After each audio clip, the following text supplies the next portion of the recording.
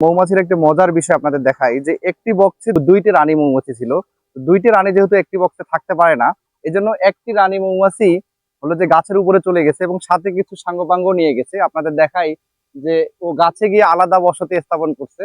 তো এইটাকে এখন হলো যে মৌচাকে আলাদা একটা বক্সে ট্রান্সফার করা হবে। আমি আপনাদের ওই জিনিসটা দেখাচ্ছি এখন। অনেক আটকায় না।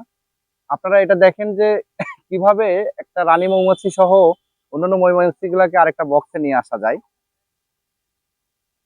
বক্সটাকে মৌমাছিগুলোর কাছে ধরলে সুন্দরভাবে বক্সের ভিতর ঢুকে আসতেছে। এখানে শুধুমাত্র রানী মৌমাছিটাকে ঢোকানোর চেষ্টা করা হচ্ছে। রানী মৌমাছিটা বক্সে ঢুকে গেলে, ফ্রেমের ভিতর ঢুকে গেলে অন্য মৌমাছিগুলো বক্সের ভিতরে এমনি চলে আসবে।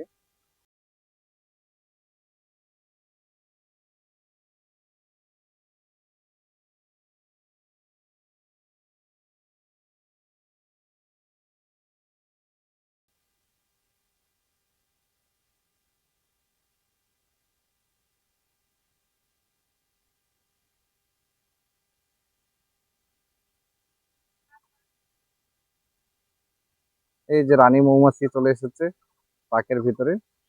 এই যে আপনারা দেখছেন, এইটা হলো রানী মৌমাছি। এদিকে আসছে না, এই যে রানী মৌমাছি হাঁটতেছে, আপনারা দেখতেছেন। এটা হলো রানী মৌমাছি।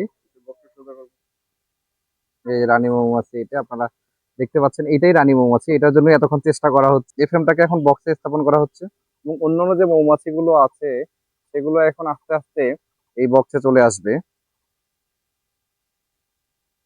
বক্সটাকে ঢেকে দেওয়া হলো।